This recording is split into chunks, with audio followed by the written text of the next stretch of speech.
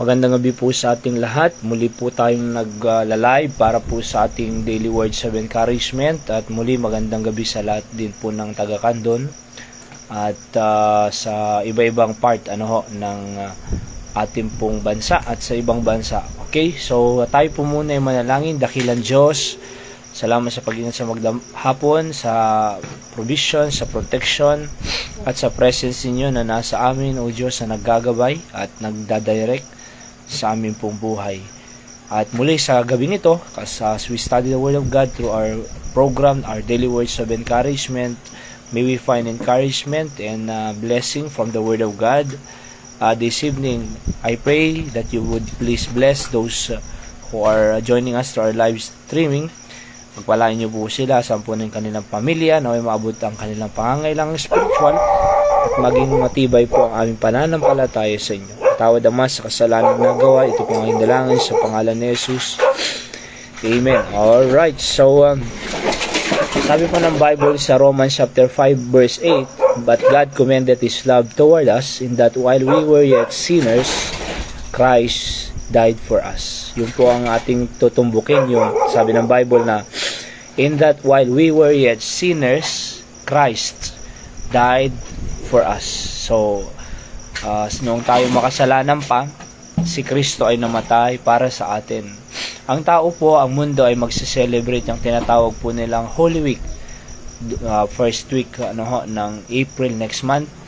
And though they are doing that, pero hindi po nila naunawaan bakit may ganyang pangyayari. Pero salamat sa Panginoon, dahil tayo pong tunay na nakakilala sa ating Panginoon Jesus bilang tagapagligtas, ay naunawaan po natin ang sakripisyo na ginawa ng ating Panginoong Jesucristo sa krus ng Kalbaryo.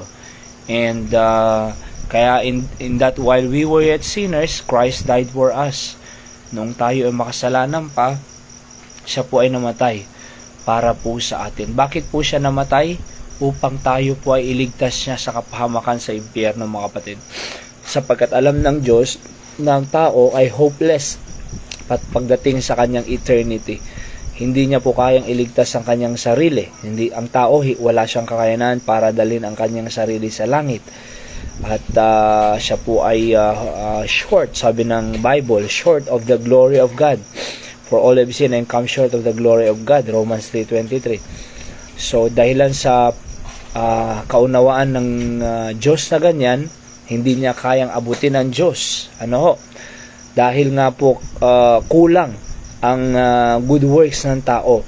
In fact, sabi ng Bible, the good works of men are just as filthy rags, sabi ng Bible. Sa Book of Isaiah chapter 64, di ba?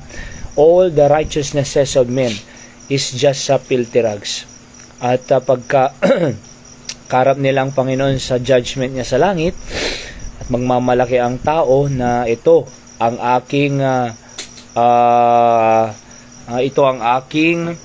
good works, sasabihin niya sa langit, at let me enter heaven, O God, this is my good works, sasabihin ng Diyos, all your righteousnesses is just filthy rags.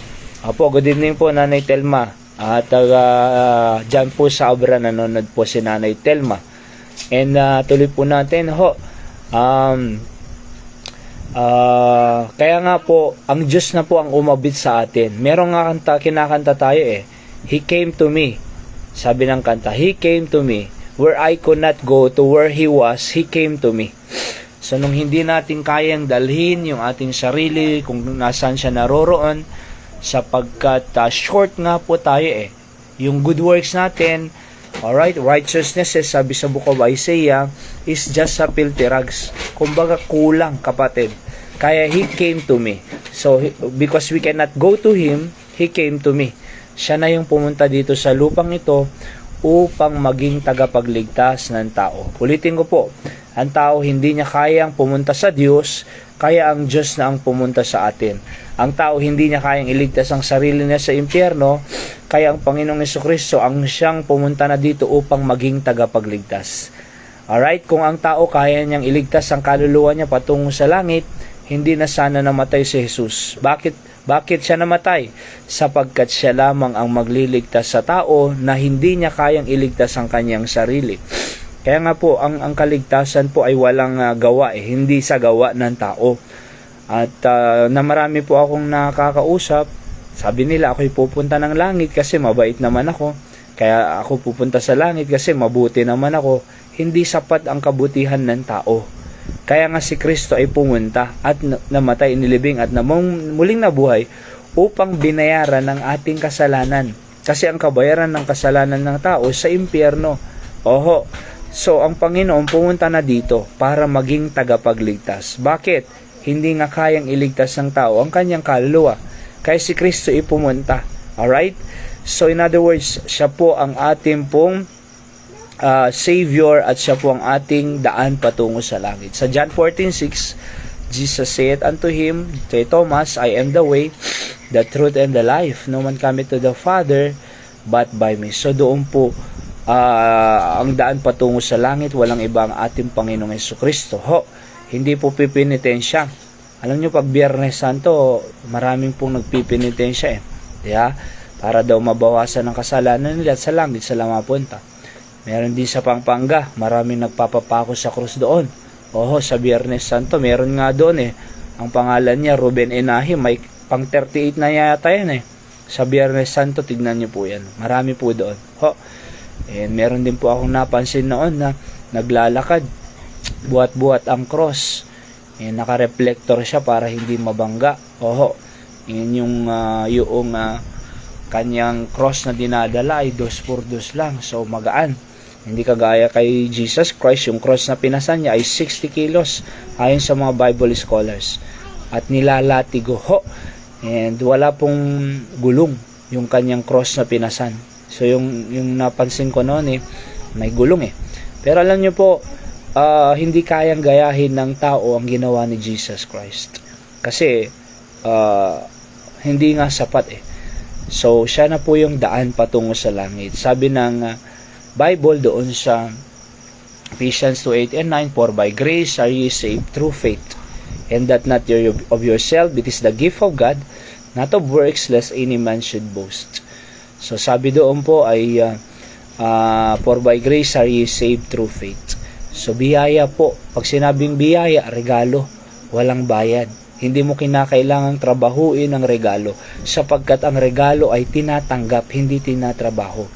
Kaya nga po kinakailangan lang pong tanggapin ang Panginoong Jesucristo bilang ating sariling tagapagligtas. Saan po tayo ililigtas? Sa impyerno. Kung ililigtas ka sa impyerno, saan ka pupunta? Sa langit. Di ba? So, sampalatayanan lang po natin ang ating Panginoon at tanggapin natin siya na siya lamang ang tagapagligtas natin. Hindi po magliligtas ang relihiyon, ang simbahan, 6,000 religion around the world, and no one can save anybody. Alright? Hindi rin po yung pastor o pare, ministro, santo papa, bishop, pope, si Maria, or sino pa mang persona na tao. Ang tanging makakapagligtas lang po sa atin si Jesus. Kaya nga yung text verse natin, balikan natin, Romans 5:8, ay, but God commended His love toward us, in that while we were yet sinners, Christ died for us. So again, mag-Holy Week na naman po ang buong mundo. Pero sabi ko nga, ay hindi nila naunawaan ang kanilang ginagawa, kasi pagkatapos lahat niyan, at pag tinanong mo, kung tiyak na sila sa langit pupunta, ay hindi pa rin. Bakit? Kasi nga, they are just following tradition, but not understand the real purpose. Bakit po may ganyan? Pero, yun nga po, ang Panginoon ay minahal niya po tayo. Ngayon po, anak na tayo ng Diyos, diba? Nung tumanggap po tayo sa ating Panginoon bilang tagapagligtas, sabi sa John 1:12, ay naging anak po tayo ng Diyos. Alright, so sabi ng Bible doon, ang sino mang tumanggap sa Kanya, ay pinagkalooban ng karapatang maging anak ng Diyos, si Kristo. Tinanggap po natin. Kaya naging anak tayo. Ngayon, kung anak tayo ng Diyos, mas mahal na naman po tayo ng Diyos. Sa ating pong conclusion, panghuli po, lagi na sinasabi ni Pastor Sam sa amin noon, na kung nung makasalanan nga tayo, minahal tayo Alright?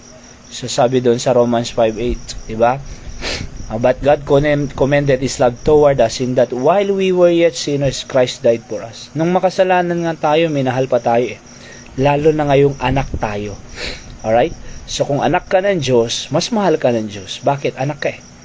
See, hindi ka lang sa langit pupunta, hindi ka lang may mansion sa langit, kundi tayo pa ay anak ng Diyos. Kung anak ka ng Diyos, hindi ka pababayaan ng Diyos. Alright? Walang anak na pinabalaan ng kanyang anak. So, ang Diyos, kung anak niya tayo, mayaman siya, makapangyarihan siya, hindi niya po tayo pababayaan, mga kapatid. Pinakamaganda lang po bilang anak ng Diyos, ang tutunan nating sumunod sa gusto niya para sa atin. Kaya tayo nagsisimba Sunday morning, Sunday night, Thursday night. Bakit? Kasi gusto ng Diyos eh. Ama natin siya, sinusunod natin siya. Ano pa? Nagwi-witness po tayo. Bible study, nagdi-disciple. Tayo po ay nananalangin para sa ibang tao, para sa ating pamilya. Yan tayo po ay siyempre gumagawa ng mabuti ayon sa Panginoon. We worship the Lord because we recognize that all our living, our life, and yung mga kinakabuhay po natin ay galing sa Kanya. Buhay natin galing sa Kanya. Yung ginising tayo kaninang umaga, siyang gumising sa atin. At yung lahat ng mga nandyan sa loob-loob natin, internal organs, siya po ang nagpapangsyon yan. Yung puso mo, pag tumigil yan, patay ka na. Pero bakit nagpapangsyon yan? Kasi ang Diyos, pinapapitik niya po yan. Yung kidney natin ay nagpapangsyon yan, pinapapangsyon ng Diyos upang magsala ng mga kinakain natin. Yung liver natin nagpapangsyon. Alright? At yung tenga natin, yung mata, yung bibig, yung ilong, yung panlasa, ang Diyos lahat ng nagpapagana po yan eh. Kasi kung mawawalan ka ng panlasa, wala na. Mawawalan ka ng pangdinig, pangamoy, wala na. Pero lahat, pinapangsyon ng Diyos yan.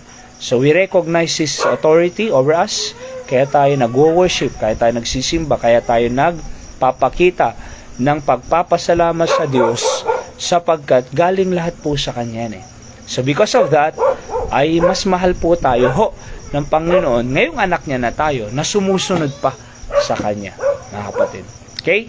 So napakaganda po ng ginawa ng Panginoon sa atin. Sabi ko nga, ulitin ko po kung minahal tayo ng Diyos nung tayo makasalanan pa, mas mahal tayo ng Diyos ngayong anak niya na tayo. Diba? Ang kinakailangan lang, maging masunuring anak ng Diyos sa anumang gusto niya sa atin. Huwag mong kakalimutan ang ginawa ng Diyos sa'yo. Ang tunay na anak ng Diyos, nag-worship yan. Kasi kung yan hindi nag-worship sa Panginoon, baka hindi yan anak, sa impyerno yan pupunta. Diba? So akala niya lang sa langit, siya yung pala sa impyerno. Bakit? Akala niya lang yun eh.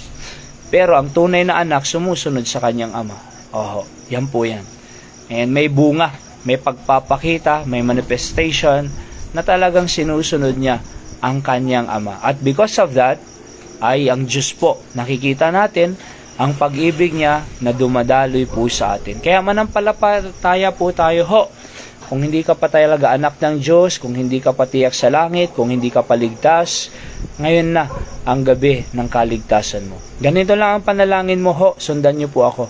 Dakilang Diyos, salamat po na nalaman ko na ako'y makasalanan, ngayon ng inyong hinatulan patungo sa impyerno, subalit ako po'y nagpapasalamat sa Panginoong Yesus na siya na'y namatay, inilibing at nabuhay na magmuli upang binayaran ang aking kasalanan.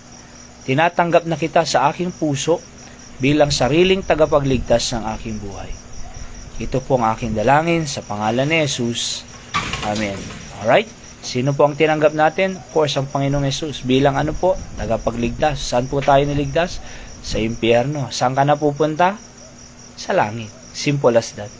Hindi yung binibilog po ng relihiyon ang isip ng tao na ganito, gawin mo ito, ganito, 10 utos, 7 sacraments, communion, ang dami.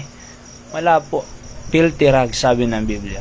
So, si Kristo lang, biyaya niya po, regalo niya, ang kaligtasan natin. Kaya tayo nagtamo ng buhay na walang hanggan. Yan po ang ating daily words of encouragement. Muli, magandang gabi po sa lahat ng nakikinig po sa ating ngayong gabi, Nanay Telma. Okay, Telma Adalid, dyan sa Abra. Magandang gabi po sa inyo po, Nanay Telma. See you again sa May. At sama-sama po tayong maglingkod sa Diyos, mag-worship sa Diyos, at mag-aral ng kanyang salita dyan sa Candon City. Okay? And ganun din po, sa lahat ng nakikinig, Brother John Carl Abaya Villanueva. Magandang gabi sa iyo, Brother John Carl. And ganun din po sa ang mga taga Bulacan, taga Pangasinan, taga Pampanga, Ilocos Norte, Ilocos Sur, dyan sa Candon. And sa Korea, may nanonood din po sa atin dyan, nag-re-replay, si Brother Rico Ho. And sa Singapore, of course, sa Dubai, at sa iba-ibang part ng Amerika. Ang Diyos pong magpala sa inyo po at patuloy po tayong magpanalinganan. Ngayon po, nasa Batak, Ilocos Norte pa rin po kami dahil nagkaroon po kami ng meeting kahapon, Prayer Day of Pastors and Workers Prayer Day. And patuloy na pagpalain ng Panginoon ang ating pong buhay. See you po on the next episode ng ating Daily Words of Encouragement bukas po. At God bless you. Magpanalanganan lang po tayo. God bless po.